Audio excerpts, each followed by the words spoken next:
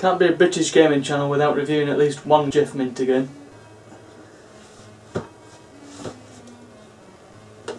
This one I can actually play because it's designed for DOS. It is a DOS game, in fact. Cannot play CD music? Let's try the Sound Blaster. Probably going to sound awful, isn't it? Atari Interactive presents.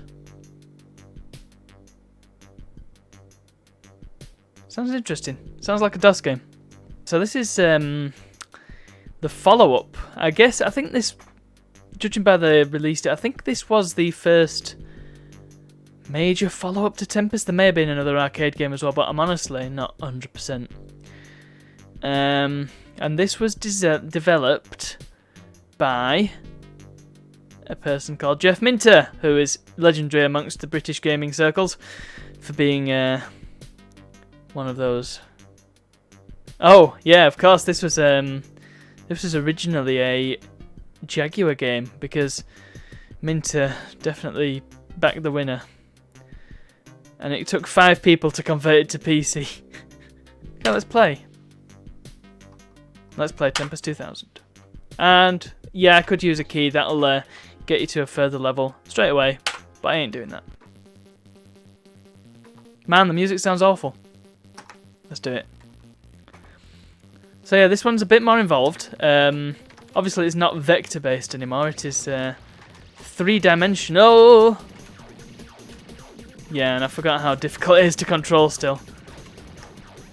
You've got power-ups this time, which amongst other things give you better weapons, more points, and oh, that was the wrong button. Hey, there we are. Oh, that's going to get confusing with my fingers. There we go. The jump makes the game a little bit easy. It doesn't make it too easy though. I will say this.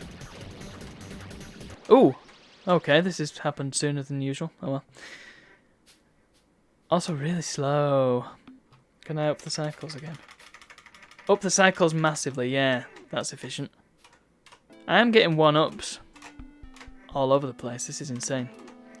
I specifically remember the November date, but when I've looked up Doom 3 since, it doesn't seem to have come out in November.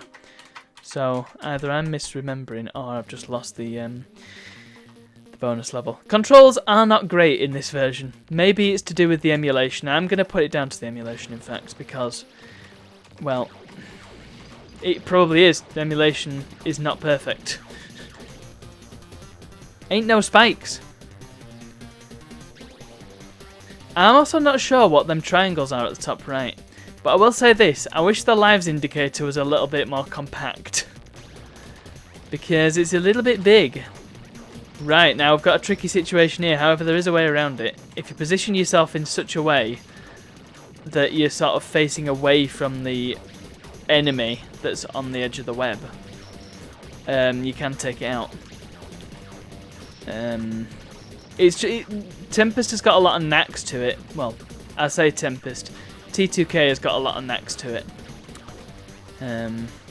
However, I remember it. I seem to recall last time I played... Oh, we're back here again. Last time I played it, I swear it looked a lot better than it does here. I'm literally not pressing anything. Oh, here we go. There's so many effects on screen, I cannot see where I'm going. Tell you what though, I really do like the effect of it exploding into dots. It's really, really nice, that. Oh, you have to know there to go up. It's also very strange that you start on the underside of this thing, whatever this thing is. Yeah, this is it's got all the hallmarks of a Minter game, and this is kind of the definitive Minter game. Oh, Llamasoft, I should say.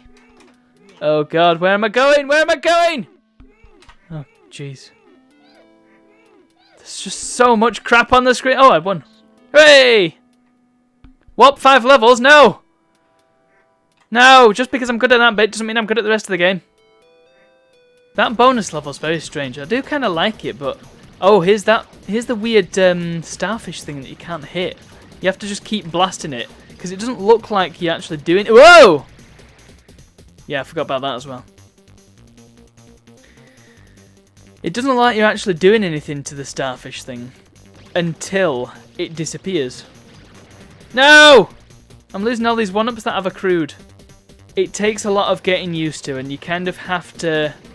If you don't like your games with like a ton of effects and stuff, then you're not going to find much to enjoy here, because that's kind of Llamasoft stuck in trade, just bombarding you with crazy effects and stuff. In fact, I would love to see Minter's take on Space Invaders. I think that would be amazing. Oh, there's the one that's the weird shape. So you've really got to pay attention on a lot of these levels where the enemies actually are, because it's not altogether clear a lot of the time. I'm going to use an electric death because it's fun. Trying to talk while playing this game is actually really, really difficult. And now I realise the reason for doing a script before I've done all my other reviews, because, yeah, it's not easy to qualitatively review these games while also playing them at the same time. See, that starfish, just die, would you? Electric death. It recharges every level, so you can just keep using it. It's fine. Now, the AI droid I do like, because it... and this is something that Minter himself said. It's designed such that you can take care of one part of the web while the droid takes care of another part of it. So you can sort of split between yourselves. But what tends to happen is the droid just sort of goes everywhere. Alright. Jump! I haven't been using that enough. Jump. Whee! This is the level, look. So when you're in the corners here, it looks like you could hit something that's on either of these two from either of the two places, but you can't. You have to be on the exact right place. I haven't played the Jaguar version, so I don't know how it measures up. And of course, the Jaguar... I mean, it's not worth getting a whole Jaguar just for this one game, because let's face it, this is the only game I would get for it. My god, I've got so many lives that they're going off the screen because the thing hasn't budged for the last few lives. Oh, right, we're into the next zone? I don't know. But now it's red, and now it gets a lot more difficult.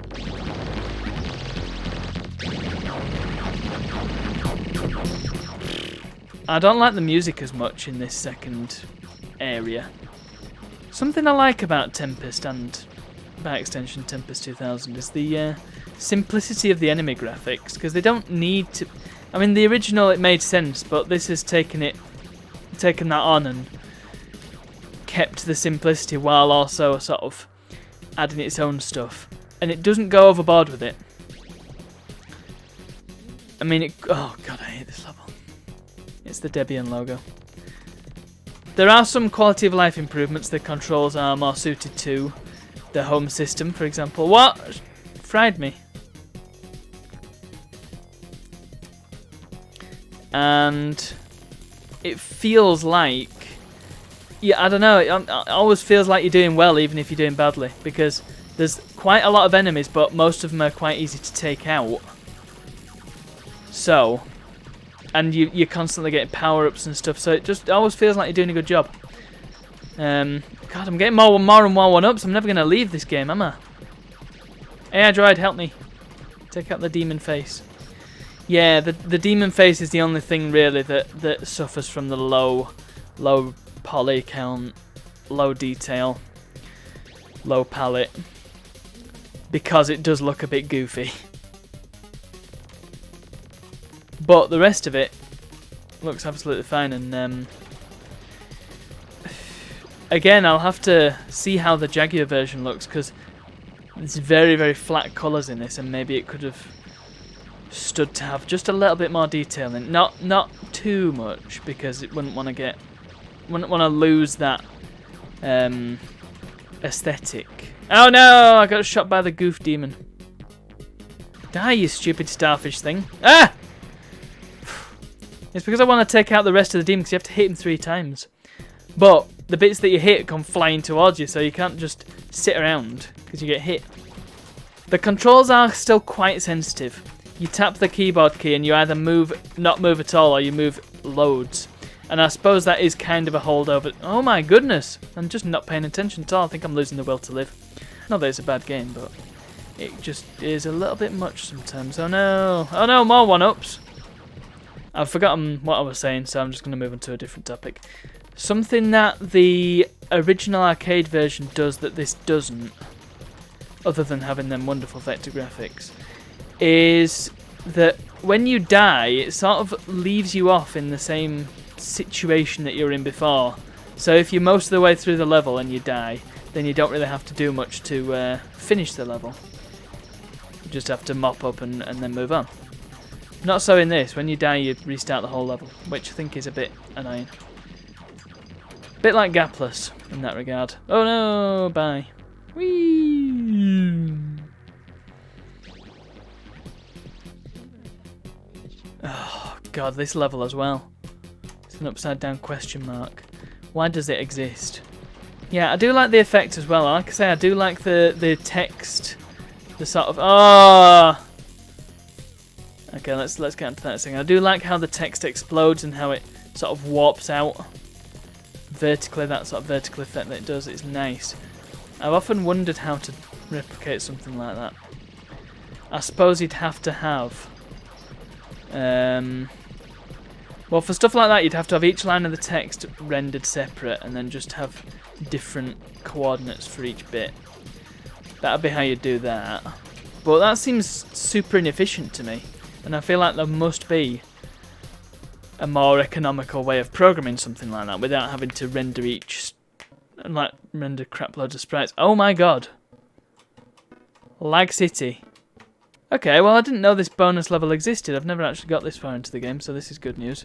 However, oh, you know what else it reminds me of? It reminds me of Outrun 2. Kind of amusing.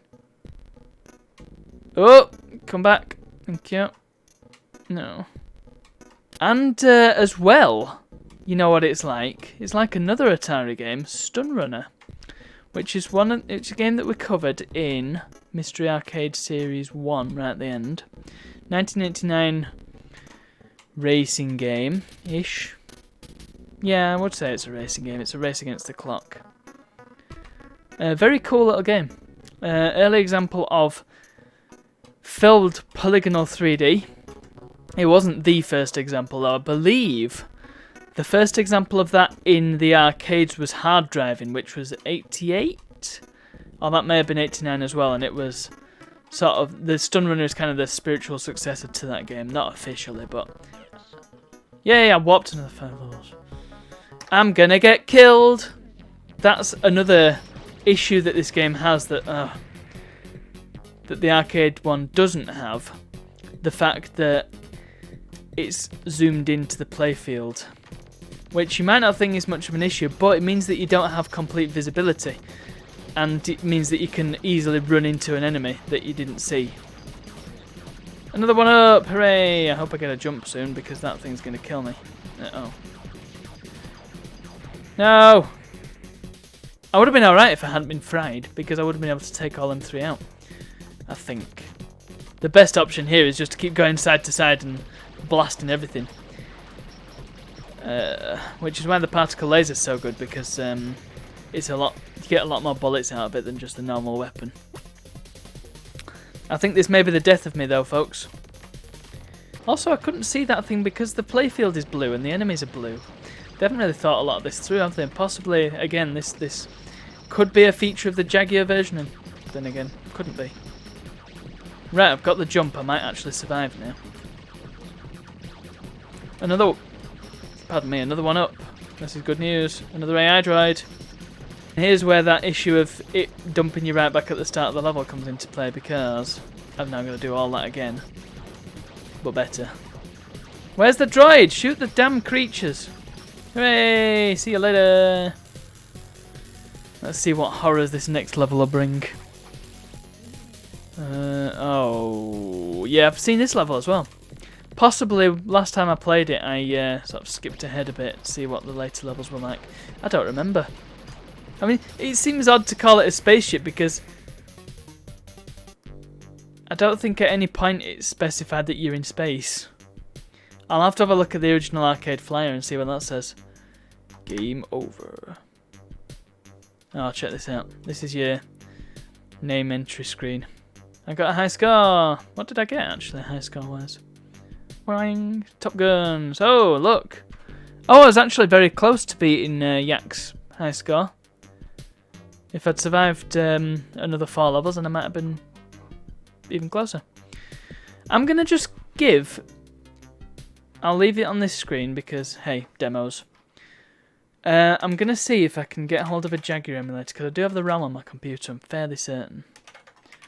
Jaguar. Sorry, Jaguar. It's Jaguar. That's how it's pronounced.